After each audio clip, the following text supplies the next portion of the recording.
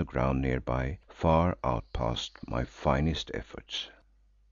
"Baas," he said, "things have gone very well with us when they might have gone very ill. The Baas Red Beard is dead, which is a good thing, since a madman would have been difficult to look after, and a brain full of moonshine is a bad companion for anyone. Oh, without doubt he is better dead, though your reverend father the Predikant will have a hard job looking after him there in the Place of Fires." Perhaps, I said with a sigh, since it is better to be dead than to live a lunatic. But what I fear is that the lady, his daughter, will follow him. "Oh no, Baas," replied Hans cheerfully, "though I dare say that she will always be a little mad also, because you see it is in her blood, and doubtless she has looked on dreadful things. But the Great Medicine will see to it that she does not die after we have taken so much trouble and gone into such big dangers to save her. That Great Medicine is very wonderful, Baas. First of all it makes you general over those Amahagger, who without you would never have fought, as the witch who ties up her head in a cloth knew well enough. Then it brings us safe through the battle and gives strength to Umslopogaas to kill the old man-eating giant." why did it not give me strength to kill him, Hans? I let him have 2 express bullets on his chest, which hurt him no more than a tap upon the horns with a dancing stick would hurt a bull buffalo. "Oh, Baas, perhaps you missed him, who because you hit things sometimes think that you do so always." Having waited to see if I would rise to this piece of insolence, which of course I did not, he went on by way of letting me down easily. "Or perhaps he wore very good armour under his beard, for I saw some of those Amahagger who pulled his hair off and cut him to pieces go away with what looked like little bits of brass. Also the Great Medicine meant that he should be killed by Umslopogaas and not by you, since otherwise Umslopogaas would have been sad for the rest of his life, whereas now he will walk about the world as proud as a cock with 2 tails and crow all night as well as all day. Then, Baas, when Rezu broke the square and the Amahagger began to run, without doubt it was the Great Medicine which changed their hearts and made them brave again, so that they charged at the right moment when they saw it going forward on your breast, and instead of being eaten up, ate up the cannibals." Indeed, I thought that the lady who dwells yonder had something to do with that business. Did you see her, Hans?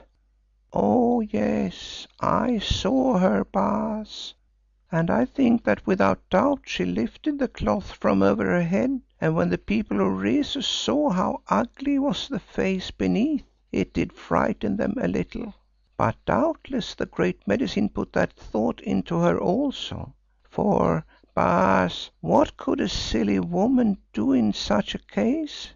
Did you ever know of a woman who was of any use in a battle, or for anything else except to nurse babies? And this one does not even do that, no doubt because being so hideous under that sheet, no man can be found to marry her." Now I looked up by chance and in the light of the lamps saw Ayesha standing in the room, which she had entered through the open doorway, within 6 feet of Hans' back indeed. "Be sure, Baas," he went on, "that this bundle of rags is nothing but a common old cheat who frightens people by pretending to be a spook. As if she dared to say that it was she who made those stinking Amahagger charge, and not the Great Medicine of the Opener of the Roads, I would tell her to her face." Now I was too paralysed to speak, and while I was reflecting that it was fortunate Ayesha did not understand Dutch, she moved a little so that one of the lamps behind her caused her shadow to fall on the back of the squatting Hans, and over it on to the floor beyond. He saw it and stared at the distorted shape of the hooded head, then slowly screwed his neck round and looked upwards behind him. For a moment he went on staring as though he were frozen. Then, uttering a wild yell, he scrambled to his feet, bolted out of the house and vanished into the night. "It seems, Allan," said Ayesha slowly, "that yonder yellow ape of yours is very bold at throwing sticks when the leopardess is not beneath the tree. But when she comes it is otherwise with him. Oh, make no excuse, for I know well that he was speaking ill things of me, because being curious as apes are, he burns to learn what is behind my veil, and being simple, believes that no woman would hide her face unless its fashion were not pleasing to the nice taste of men." Then to my relief she laughed a little softly, which showed me that she had a sense of humour, and went on.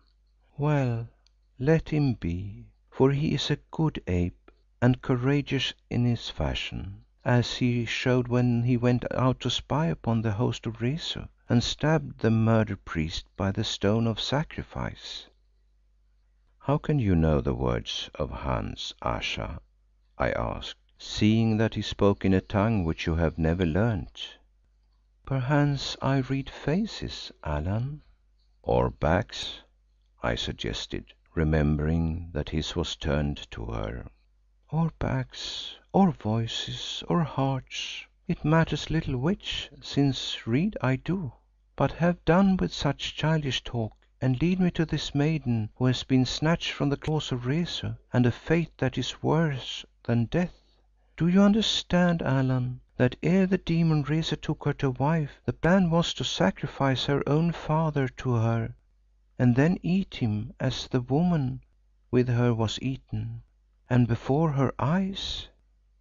Now the father is dead, which is well, as I think the little yellow man said to you. Nay, start not, I read it from his back." "Ha, JB. "Since had he lived, whose brain was rotted, he would have raved till his death day. Better therefore that he should die like a man fighting against a foe unconquerable by all save one. But she still lives." "Aye, but mindless, Ayesha." "Which in a great trouble such as she has passed is a blessed state.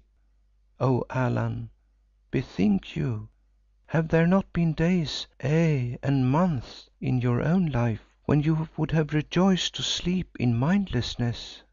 And should we not perchance be happier, all of us, if like beasts we could not remember, foreknow and understand?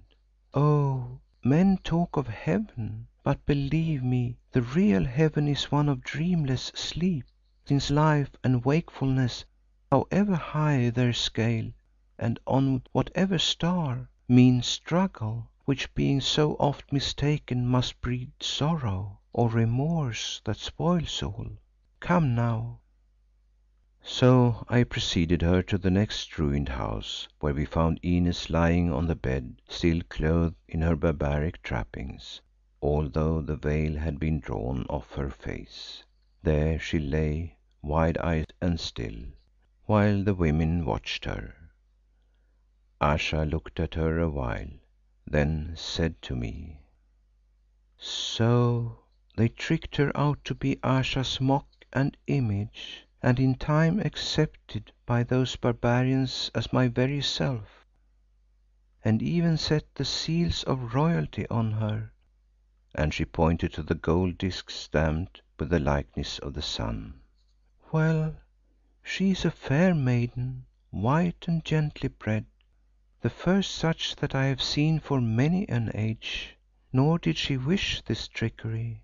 Moreover, she has taken no hurt, her soul has sunk deep into the sea of horror, and that is all, whence doubtless it can be drawn again. Yet I think it best that for a while she should remember not, lest her brain break, as did her father's, and therefore no net of mine shall drag her back to memory. let that return gently in future days.